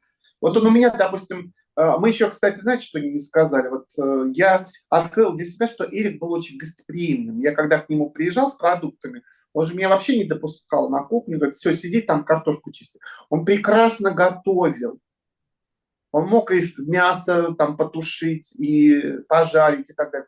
и он настолько в нем вот это сидел талант, еще, извините меня, надо уметь готовить вкусно, прекрасно, и он не чурался тем, что он там звезда, там, да, и он прекрасно готовил, он был очень гостеприимным. И вот последние годы, ну, я там ему покупал вино, он был очень тихим, спокойно, смотрел телевизор, мы там с ним вино, там, 3 месяца он меня прожил, потом он уехал к себе на Дону. На Дону у него там была дом. Вот. Поэтому как бы вот Эрик вот был у нас вот такой. Он сознательную жизнь всю прожил в Москве, в России. И мы знаем, как он получил народного артиста Казахстана, что буквально никто ему официально не вручал, что получилось, что буквально за кулисами дал ему какой-то конверт, и в конверте он прочитал, что он стал народным артистом Казахстана. Вообще к регалиям, я могу сказать, к регалиям, насколько он вообще относился. Есть, нет, нет. Он, понимаете, он всю жизнь служил музыке. Служение музыки. Для него главное, это музыка была. Это все понятно. Там был такой нюанс, но я могу не гарантировать точность, да, потому что я из разных источников слушал, в том числе от его родных. Он был недоволен тем, что это звание народного артиста Казахстана ему присудили как бы без его согласия. Он об этом узнал просто уже пост-пост, получается, чуть ли не по радио. Постфактум. Да, и он был абсолютно, ну это со слов как же его родных, был недоволен, поэтому очень негативно к этому отнесся. Поэтому, когда к нему перед концертом от Назарбаева, по-моему, приходили, там, просили подняться в ложу, он категорически отказывался. Ну, там со всеми вытекающими вот лексическими. Характер, пожалуйста, на лицо Эрика, да? Ну, награда есть, и она хранится у его родных. Вот это вот, ну, там медаль или документ какой-то об этом. Почему? Я не совсем поняла, почему он был недоволен. Он не хотел, что ли, этой награды? Если честно, он даже это не обсуждал. Не знаю, почему такая история. Не могу даже комментировать. Я думаю, что, скорее всего, это черта характера. Он не любил заискиваться перед высшими чинами. Я так думаю. Эрик, у него была гордость, да, достоинство. Он не любил заискиваться. У него и дома-то, поэтому и у него ничего не было. Да. Еще знаете почему? Потому что он как бы такой вот, ему земного как бы ничего не надо. Он прекрасно одевался при этом, то есть у него была очень хорошая всегда одежда, с большим вкусом. И всегда он выглядел, ну пока он не болел, он очень просто прекрасно. Чуть там потолще был, чуть поуже, но всегда хорошо выглядел. А все остальное, вот он, для него это как будто не существовало. Он, искусство и все. Ну, быт, да, вот как мы понимаем, быт, там ремонт, чтобы был, да, такого не было. Как-то он к этому равнодушен был. Спокойно. Вот он же сейчас похоронен на Ваганьковском кладбище, да? Да. Я так поняла, что он хотел вообще, чтобы он был захоронен в Казахстане. Он говорил? Ну, такого мне, например, он не говорил. Такого. Не знаю точно. Информацию. Мне кажется, он вообще об этом не думал. Просто не думал. Он же из Атырау, правильно? Из Атырау? Да. Да. Вы ездили туда с концертами, да? Вы Да, конечно, да. Да. А вы общались с людьми, с атырауцами? Мы общались непосредственно с родственниками. С его племянник был тогда на открытии доски, на концерте, конечно, тоже. И я дружу с его родственниками, которые живут в Алмате. Мы близко дружим. С Гухарой, с ее мамой. Ну, я почему спрашиваю? Потому что я думаю, что все-таки вот этот характер у него сложился и из-за ментальности тоже. Атырауцы они такие. Вот как... Может быть. Мы не успели этого почувствовать, конечно. Да. Вот такой вот открытый, прямо говорит и так ну, далее. Эрик не был вот прям для всех открытый, да, но в нем вот была такая вот, знаете, рентген, он чувствовал человека, вот чувствовал, хороший человек или не очень хороший. Поэтому Эрик не для всех открывался, поверьте мне. Он сначала смотрел, что за человек, что он из себя представляет, а только потом даже испытывал в каких-то моментах, как, если у тебя юмор, как ты понимаешь, да, и так далее. Он мне, допустим, звонит, ну что, Кикимора, поехали там сегодня туда-то, туда-то. Кикимора, ты приедешь? Говорю, приеду, не волнуйся. Мы, кстати, его отпевали тоже вот в церкви, здесь вот рядом с моим домом церковь, именно там его отпевали, и, собственно, там были самые такие траурные события. А поминки где были? Рядом с геликоном, да, по-моему? в кафе? Мы же находимся на канале у Димаша Кудайбергена. Это вообще канал был создан для того, чтобы привлекать людей, которые любят творчество Димаша Кудайбергена. Вы как слышали о таком певце? Знаете о нем? Ну, конечно, да. Конечно, да. А как вы знаете? Ну, ну вот лично я слышал его, первое мое знакомство с Димашем состоялось, по-моему, 4 года тому назад. Он пел, по-моему, музыку Игоря Крутого, «Лебеди». Мне очень понравилась композиция. Да, да, мне очень понравилось, очень красиво, музыка красивая, и он это прекрасно исполнил. А так от себя лично могу сказать, что я не знаю его полностью творчество, вот, и судить о человеке, и рассказывать о нем. Ну, я там слышал несколько треков, несколько там его произведений, и могу сказать, что он достойный певец, вот, и Эрик Курмангалиев и Димаш, они достойные сыны казахского народа. Димаш Кудайберген, я так считаю, он продолжает школу, потому что он продолжает школу Эрика Курмангалиева. Школу? Школу? Да. Да нет, наверное. Да я думаю, они разные. Я думаю, они разные. Ну, во-первых, разные голоса, начнем с того. Разные виды искусства. Разные виды жанра искусства, да. Разный репертуар. И отсюда приемы свои, конечно, репертуар, конечно, понятно, да. Это эстрадное все-таки пение, это совсем другая Я думаю, область. что вообще не стоит их сравнивать, потому что они оба достойные певцы, имеющие свое амплуа. В своей области. В своей области. Каждый профессионал в своем деле. Вот. Их объединяет только одно. Как я говорил, они два казаха. Два достойных, талантливейших музыканта-казаха. И мне кажется, это и прекрасно, что казахская земля родила таких достойных сыновей, которые не похожи друг на друга и несут прежде всего культуру. Ту культуру, которой сейчас у нас не хватает в России как таковой. Потому что сейчас бездарность, пошлость, вот, и так далее. Простите за мое откровение. А Димаш — это культура прежде всего. Культура исполнительская, сценическая. Репертуар у него прекрасный, диапазон. Так. Вот. Как и Эрик тоже нес культуру только в академическом, в классическом жанре и так далее. Я просто знаю, что Димаш, где-то он писал или говорил, что он является поклонником Эрика Курмангалиева. И на него Эрик Курмангалиев очень сильно повлиял. Вот. Даже мне рассказывали, что когда мы делали в Казахстане вечера, там одни люди, если не хочу подробности совсем, потому что я их точно не знаю, но с ними, с Димашем были переговоры, чтобы он тоже участвовал в этом концерте, но что-то там не сложилось. Совместно. И говорят, его тоже приглашали, другая часть переговорщиков этого всего мероприятия нашего, но что-то там не сложилось с Димашем. Я подробности не знаю, но он готов был участвовать и бесплатно совершенно в память об Эрике. Поэтому, к сожалению, это не сложилось. Потому что медийность в этом смысле, конечно, повысилась бы, да, этого мероприятия в любом случае. Потому что Димаш все-таки мега популярный. Но я вспоминаю, были некоторые передачи в Казахстане, когда Димаш участвовал в них.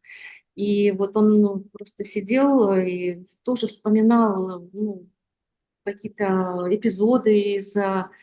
Ну, естественно, он не ровесник Эрика Курмангалиева, он просто вспоминал, он вычитал где-то, видимо, Димаш, и рассказывал. Да, вот у Эрика Курмангалиева были такие эпизоды жизненные, такие. Была такая передача, специально посвященная Эрику Курмангалиеву в Казахстане. На самом деле такое было, что когда Эрик Курмангалиев пел в институте Гнесиных, сбегался весь народ даже с консерватории, да, чтобы послушать Эрика Курмангалиева. Ну, прокомментируй. Да, на самом деле это исторический факт. Мне Эрик сам рассказывал, я говорю, а что ты пел? Говорит, ну, как таковой репертуар же у него включается не только музыку барокко, да, а он пел женскую арию, Любаши, ой, до чего я дожила, Григорий. Из оперы «Царская невестка» Римского-Корсакова. Вот он так, может быть, назло, может быть, там хотел всех ошеломить. И все сбегались на каждый раз на его прослушивание, на его какие-то зачеты, экзамены, потому что знали, что Эрик в этот раз что-то новенькое споет, что-то интересное споет, понимаете? Вот. И вот был такой, да, момент. А потом все сразу уже уходили. То есть неинтересно уже было, да. Вот так что у нас Эрик был такой очень непредсказуемый и мог прекрасно спеть женскую арию. Далилу. Далилу. Да. Я считаю, что это вообще такой вот, ну, знаковая, да, его ария. Он очень любил эту арию Далилы. Да. И вот прекрасная запись оркестра, где он там абсолютно сакрально поет эту арию.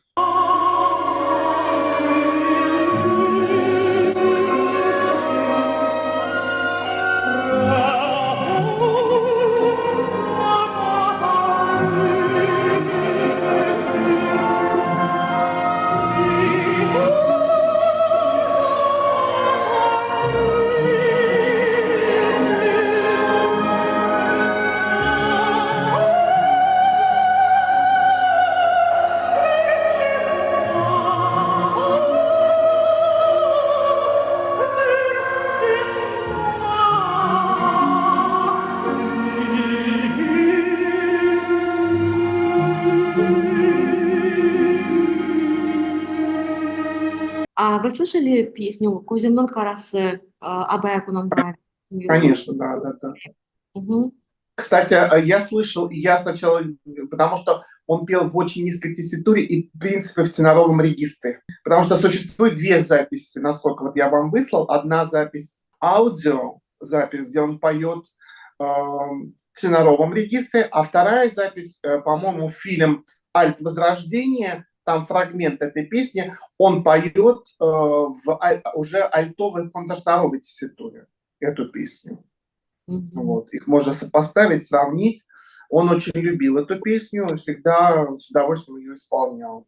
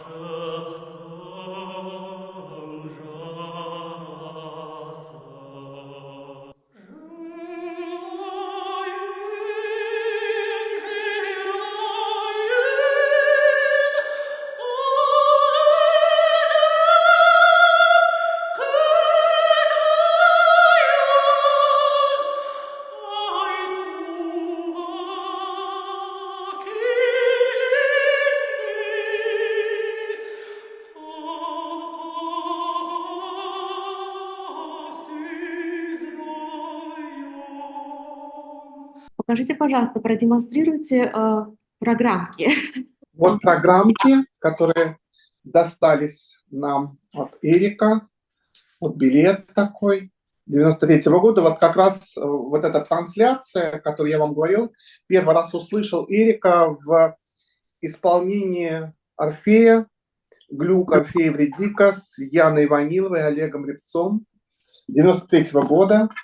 Это было, кстати, в Эрмитажном театре в Санкт-Петербурге. В Эрмитаже. Да. Что у нас тут есть? Вы помните, я вам говорил, что у них был такой фонд опера, они хотели редкие оперы реанимировать. Вот такая брошюрочка тоже есть. Там всякие музыканты, которые участвовали, и те оперы, которые они готовили, да, авторов, я имею в виду. Жалко, что эта работа не завершилась. Ага. О, вот твои подписи, Эрика Курмангалиева. Да. Yes. У меня дома еще есть программки, но здесь с его подписью просто, да, с эриковской. Это как раз программка к опере «Алкид» Бортнянского. Это как раз, это было в Киеве. И вот заставчик такой там участвовал. И запись тоже всего этого. Так что это вообще раритет, я считаю. Так же, как и программка с Орфеем. А он Кстати, принял христианство, да? Вот сейчас мы видели «Христос воскрес», он принял христианство, да, в конце жизни? Мое мнение нет. Я не хочу обижать тех людей, которые к этому имели отношение, потому что я с ними общаюсь, и мы дружим, да, с отцом Николаем. Если он это услышит, может, он, конечно, со мной перестанет общаться. Но это мое субъективное мнение. Я оставляю на совести как бы этих людей. Ну, мне кажется, что он... Это же было при смерти. То есть, когда он уже в коме фактически был. Поэтому... И потом я, да и Рустам тоже, и многие друзья могут подтвердить, он никогда не выражал желания перейти в какую-то другую веру в принципе. Да, потому что в нем он человек был сакральный, он к сакральности относился очень возвышенно. В искусстве, там, в отношениях к людям, к вере в принципе, да, то есть, но чтобы он прям сделал акт и креститься, такого я от него никогда не слышал, поэтому то, что говорят, что его отец Николай, я люблю отца Николая, он прекрасный человек, и старинный друг, и Эрика в том числе, да, и мой. Вот, ну, мне кажется, что это вот не так. Пусть меня простит отец Николай. Ну, факт то, что это было озвучено, мы его отпели фактически, да, вот в церкви с рядышком. Ваше отношение с верой. Спасибо. Ну, что касается с верой, вы знаете, я верю в человека. А уж человек, если с большой буквы, то однозначно. Он казах был. Вы чувствовали, что в нем национально играет? Что вот... Конечно, конечно. Безусловно. Конечно. Как вы это чувствовали? Как это чувствовалось? Все-таки он в Москве жил. Среди... Понимаете, гостеприимство, да, гостеприимный очень. Он отдать мог последнюю там рубашку, все мог возложить. Ну, подожди, русские тоже есть такие. Украинцы, да, буряты. Да. Здесь ну, я думаю, что это его персонально, конечно, да, но Эрик, при том, что он, конечно, помнил свои корни, и он любил Казахстан, он любил Алмату, да, и все такое, но он из тех типов людей, которые наднациональны, то есть он немножко выше, чем просто национальность. Там он такой вот, ну, немножко такое затертое выражение человек мира, но вот он был вот именно таким. Неважно, да? он был. Он любил весь... Да. Космополитом в таком возвышенном смысле этого слова, да. То, что он любил западноевропейское искусство, он любил народное казахское искусство, он любил шляться по церквям. Он к отцу Николаю, кстати, про которого упоминал, приходил в Угличе, он мог упасть вот так вот в церкви. Не потому, что, например, это православный, либо католический, либо еще какой-то собор, а просто то место, где вот сосредоточена какая-то, с его точки зрения, сакральность, да, вот, поэтому... Он, кстати, блестяще говорил тосты по-казахски, когда у него на день рождения я его приглашал, он всегда его просил, скажи по-казахски, пожалуйста, он очень красиво это делал. Я не понимал, о чем, но это было очень красиво. Попросили, чтобы казахский тосты. Почему? Вам нравится казахский язык? Ну, потому что у меня с Казахстаном как связана вот, дружба, да, с людьми, с казахами, и как-то, вот то Эрик, ну, и он это красиво делал, как-то очень так вот, руками как-то он еще вот двигал при этом. Да, у него прекрасный казахский язык. Как в одном из интервью последнем спросили, задали Эрику вопрос, как вы относитесь к Богу вообще, что для вас Бог в этом роде? А он сказал, Бог – это музыка. Верите ли вы в Бога? Говорит, да, я верю в Бога. Потому что Бог – это музыка. Для него искусство было все. И если мы сейчас видим, что люди хотят заработать денег, хотят славы, все звезды, там кто-то сказал, примяукал, уже звезда, уже о тебе говорят, да, у Эрика было именно с таким приношением, да, с таким пиететом и он такой был служитель. Да, абсолютно. Да, понимаете? Искусство в подлинном и без всяких вот подковырок этого слова. Искреннее служение. И плюс... Он чувствовал, что он обладает необыкновенным голосом, природным, он чувствовал это, и как носитель этого необыкновенного голоса, он вот реализовывал себя в этом. Конечно, конечно. Да, и плюс, вы знаете, вот если вспоминать великих певцов, ну именно певцов, которые вот действительно оставили незабываемый след в искусстве, там такие, как Беверли Силлз, такие, как та же Мария Каллас. Вот я всегда думал, в чем особенность. Много прекрасных певцов и исполнителей. Но вот мне пришла в голову такая мысль, это есть то же самое у Эрика. Вот в голосе слышна вечность. Я не знаю, как это, что это. Но вот в голосе слышна вот эта вечность. Вот у Эрика тоже было, поэтому я думаю, что раззаписи есть, слава богу, да, это мы будем помнить, конечно, об этом артисте, да и все будут помнить. Кстати, по поводу популярности в Казахстане. Я отдыхал в Сиде, в Турции, в это лето, и у нас там в компании оказалась пара из Казахстана. Они в Атырау живут и занимаются не искусством, и они довольно молодые. И мы с ней познакомились, пока там ходили, смотрели раскопки какие-то. Я говорю, и я вот дружил с Эриком Курмангалиевым, он ваш, ну, казах, как бы, да, великий. Муж девушки, ой, говорит, я сейчас спрошу, я, говорит, не знаю Эрика такого. Он спросил у своей жены, она такая нахмурила брови. Баттерфляй, что ли, который? Я говорю, да. Да, мы тебя помним, знаем. То есть хотя бы эти люди, которые к искусству не имеют отношения, но вот каким-то образом вспомнили про Баттерфляй, я не знаю, кто такой Эрик Курмангалиев. Так что Эрик будет жить, пока мы о нем помним, думаем. Вот, это очень важно. И очень важно, что сейчас очень много молодежи знает его, это очень хорошо. Так что Эрик будет жить, будет очень долго жить. Курмангалиев – достояние нашей республики. Абсолютно. Да. Это достояние не только нашей республики, но и, наверное, всей Вселенной, потому что этот человек подарен нам, как бы, да, человечеству, для того, чтобы мы могли услышать голос, уникальный голос через Эрика Курмангалиева. Вот он этот голос донес до нас. И я хочу вас поблагодарить за то, что вы приняли участие, что вы помните Эрика Курмангалиева, несете в себе вот эту информацию, вы делаете такую большую работу, ежегодно проводите мероприятия, посвященные Эрику Курмангалиеву. И что самое главное, что вот вы его не просто говорите о нем, вы даете возможность узнать о нем нашему молодому поколению. Вот это самое главное.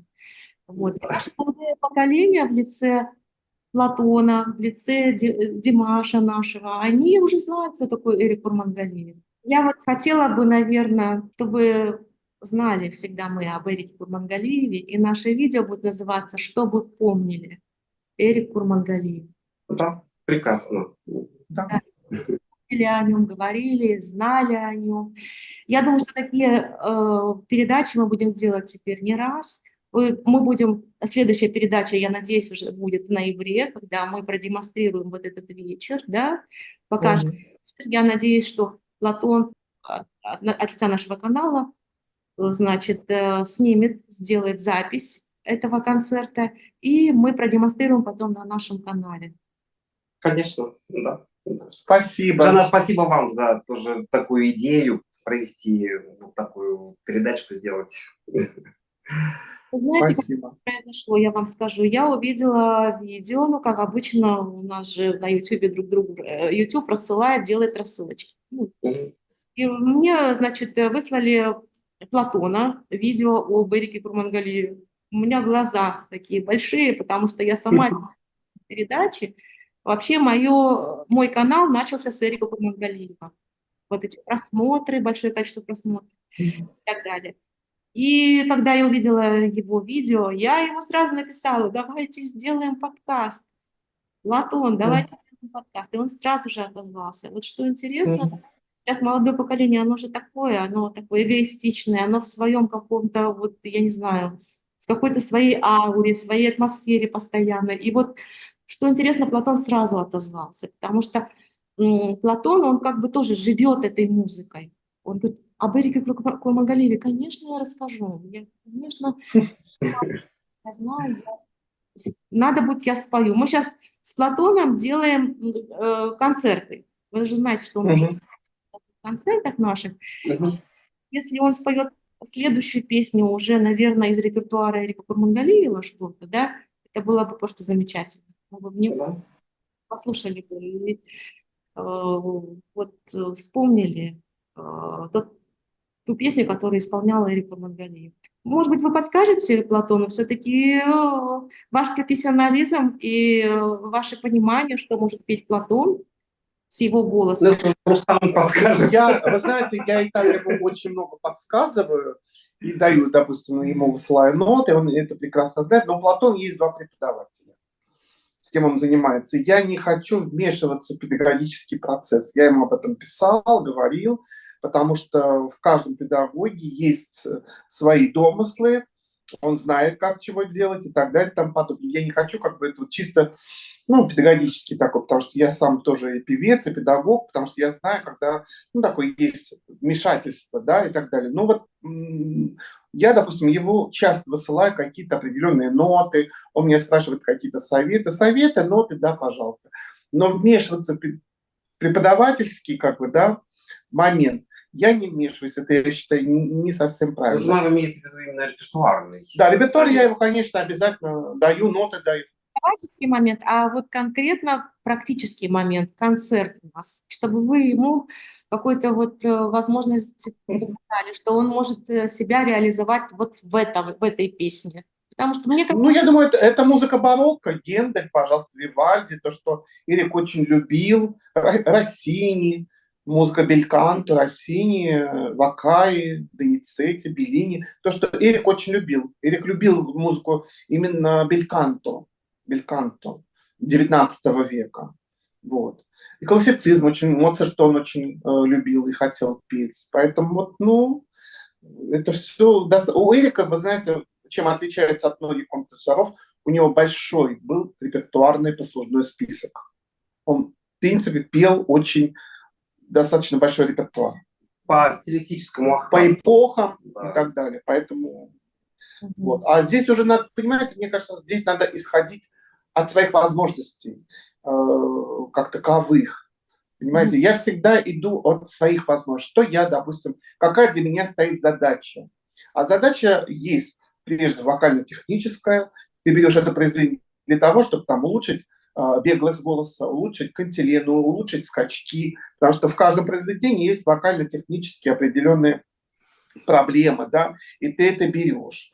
Вот. Ну, естественно, второе, это, конечно, произведение заключает в себя и художественный образ, который тоже очень немаловажен.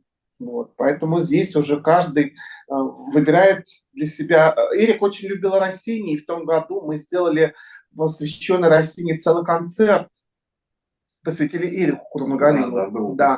Но мы исполняли не оперную музыку, а мы исполняли контактно-ректориальную, духовную музыку Россини. И мне очень это нравится. Редко исполняется. Редко вообще исполняется. Да. Даже многие произведения, которые вообще у нас в России не исполнялись. Вот. Поэтому здесь надо идти прежде всего от своих возможностей, что тебе нравится, что ты любишь и так далее и тому подобное. Вот. Ну, вы знаете, вот сейчас мы закончим наш подкаст. Я хотела бы вас попросить, чтобы вы что-то пожелали нашему молодому поколению. Вы знаете, я хочу пожелать только одно молодому начинающему поколению. Любить не себя музыки, а любить музыку прежде всего. И доносить ее до людей. Потому что артист, певец – это Божий дар. А Божий дар нам дается Аллахом Всевышним для того, чтобы мы отдавали, понимаете? Отдавали. И Эрик этим отличался. Он не зарабатывал, у него не было такой зарабатывать деньги, какой-то славы там мировой, да? Он всегда относился к этому как с тем, что вот у меня это есть, Божий дар, я должен отдать людям. Я должен исполнить вот эту музыку. Люди должны это услышать. Поэтому я считаю, что надо прежде всего любить ту профессию, кем ты являешься, допустим, артист, вокалист, пианист, неважно, сфера искусства. И, конечно, это большая-большая отдача. Большая отдача. А я хочу добавить Рустама, я присоединяюсь целиком полностью к его. Но мне хочется вот именно молодым пожелать, знаете, что пусть остаются прекрасными людьми. Вот это качество можно в себе воспитывать, анализируя, как ты себя ведешь. Потому что с хорошим человеком всегда приятно общаться, и у тебя будет куча друзей, и прекрасная семья там, и так далее. Оставаться человеком, прежде всего человеком. Это самое главное, я думаю. Вот и все, что пожелать. Ну и развиваться. Певцы такие, знаете, немножечко ленивые. Да не все, ладно. Не все, Ты же не ленивый. Нет, в основном. Вот Эрик, чем хорошо был, я старался, да, это постоянная работа, постоянный процесс искания, самоискания. Вот этот очень важный процесс, когда он что-то, какие-то деньги тратит большие, безумные на приобретение каких-то редких нот и так далее. Вот у меня тоже такая жилка есть. Вот мы с Сашей сделали Россини, мы с Сашей сделали музыку Антонио Сальери. Это Руслан, кстати, подготовил целый сборник. У меня сборник такого вышел. вообще в стране. Аналога нет. Посвященный Сальери. Неизвестный Сальери. Да. Вот. Поэтому вот хочется, чтобы они не зациклились на каких-то своих определенных познаниях, а шли дальше, развивались. Потому что вокал – это развитие. Развитие не только техническое, но развитие и умственное, и развитие в произведениях. Обязательно, чтобы певцы искали, находили свой репертуар, не тот, который им дают по контракту, который нужно петь в театрах, а именно свой репертуар. Индивидуальность певца должна быть. Я считаю, что Эрик и Димаш – это индивидуальные певцы, которых аналога нет и не будет никогда. Понимаете, вот индивидуальность еще тоже очень немаловажная вещь для человека искусства. Да и вообще, и не только человека искусства. Поэтому вот это мы хотим пожелать. Спасибо. Ну и до новых встреч. Вот. Я говорю, вам, на этом Жанар, вам огромное спасибо за приглашение, за то, что вы действительно по-настоящему очень тепло относитесь к имени Эрик, как и мы. Мы по-дружески относимся к нему и до сих пор вспоминаем, до сих пор собираемся и так далее. Очень важно, чтобы память, она была всегда. Да, давайте на этой прекрасной ноте завершим наше видео, наш подкаст. Ну и до следующих встреч. Саулгас. И Чарашу Тада. До свидания, да. Пока.